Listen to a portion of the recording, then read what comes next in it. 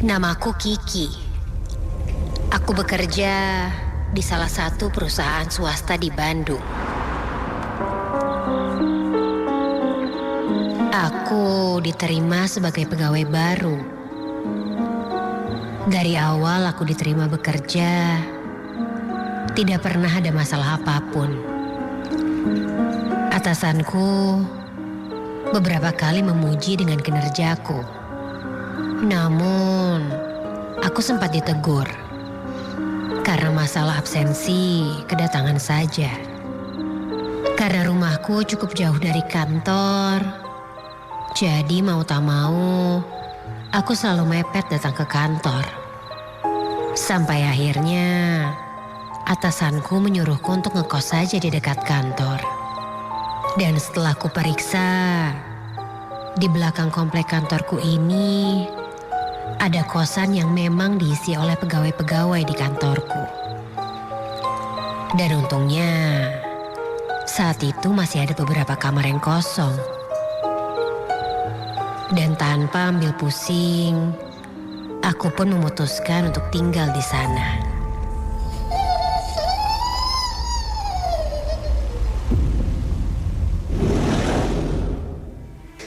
Di sana, aku tinggal bersama beberapa karyawan lainnya. Ada Riri temanku dan Bidewi. Bidewi adalah salah satu cleaning service di kantorku. Yang paling tua juga di sana. Dan juga ada seorang satpam bernama Agus. Sebelum tinggal di sana, aku sudah dekat dengan mereka. Jadi, bukan suatu masalah untukku. Aku pun mendapat kamar yang cukup luas. Dengan kamar mandi di dalam.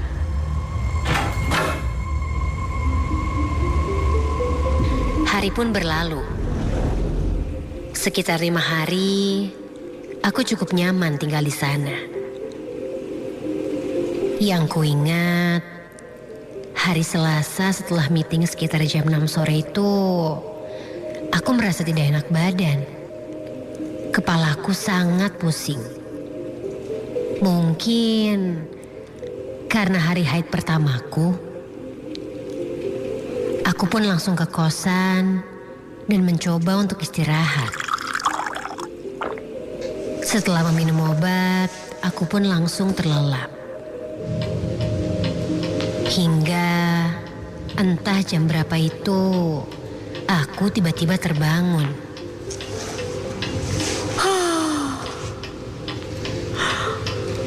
Perutku mulai terasa lapar. Aku pun beranjak dari tempat tidurku. Aku mengambil kunci motorku dan hendak membeli makanan.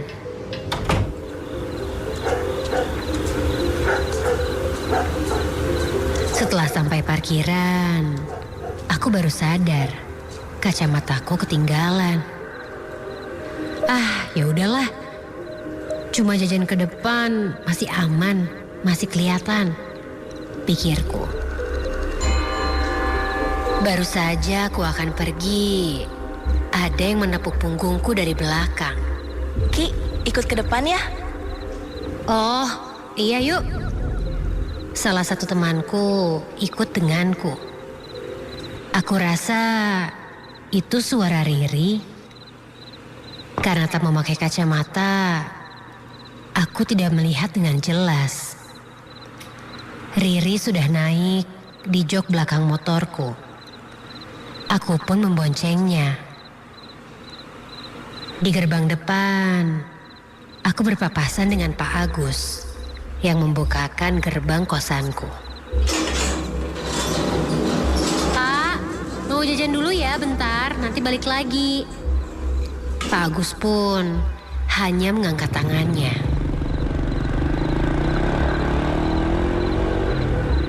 Ri, mau pergi kemana emang? Tanyaku pada Riri.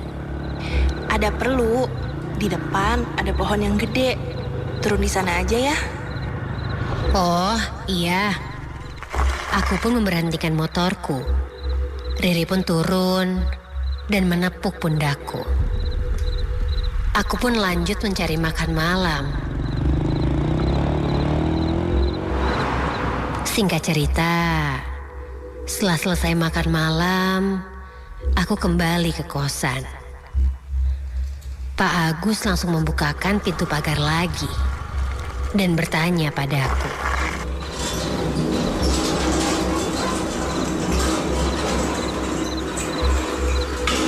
Temennya nggak ikut lagi? Siapa itu namanya? Oh, itu si Riri tadi turun dekat pohon, janjian sama temennya. Mungkin dijemput di sana. Kenapa, Pak? Naksir ya? Hah? Riri? Riri kan lagi pulang ke rumahnya dari kemarin, nggak nginep di kosan. Yang ada juga cuma kamu sendiri di sini. Makanya saya tanya, kirain teman kamu lagi ikut nginep. Mendengar itu, aku langsung mengerutkan dahiku tidak percaya. Ah, si Pak Agus mah suka nakutin ah. Udah apa? Saya lanjut masuk ya. Aku pun kembali berjalan masuk. Sebelum masuk ke kamar, aku mengintip ke kamar Bidewi yang berada tepat di sebelah kamarku. Ketika aku intip, ternyata Bidewi sudah tertidur. Tuh kan si Pak Agus nakutin aja ih. Katanya aku sendirian di sini. Itu buktinya ada Bidewi.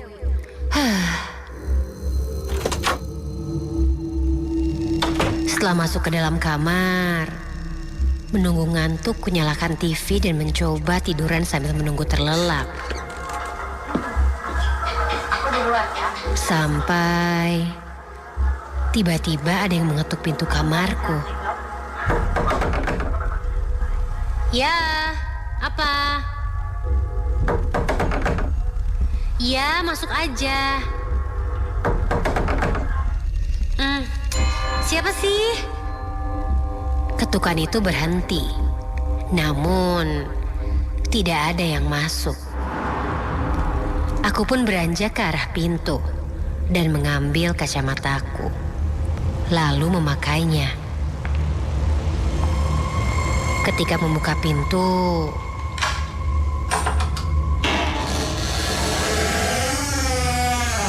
berdiri di depanku seorang perempuan.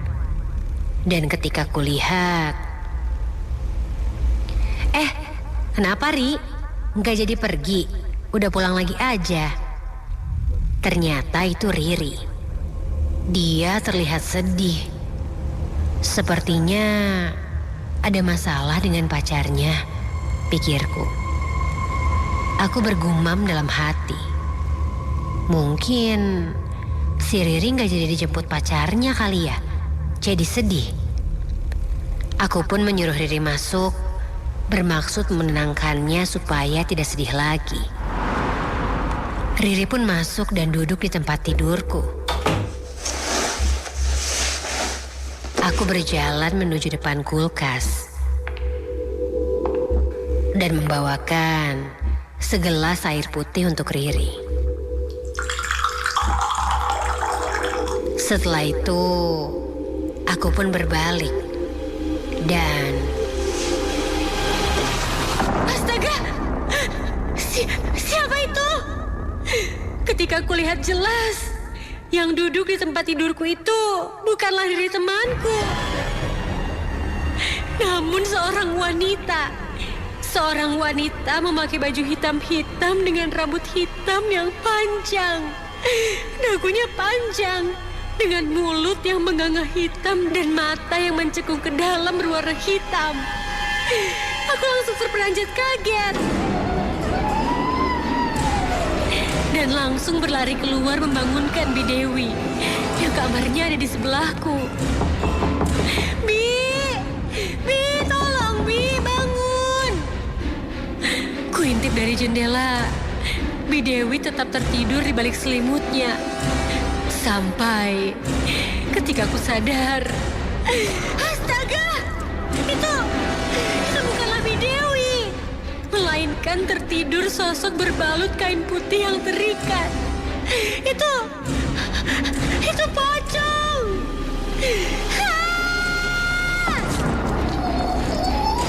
Melihat itu, segera mungkin aku lari keluar kosan. Kakiku mulai lemas. Sampai akhirnya aku tiba di pos Pak Agus dan mulai terbata-bata bercerita tentang apa yang aku lihat tadi. Pak Agus yang melihatku panik memberiku air putih untuk menenangkan. Dan ternyata memang benar, di mes itu hanya ada aku saja. Riri dan yang lainnya sedang tidak ada. Bahkan Bidewi pun belum pulang karena ada lembur katanya.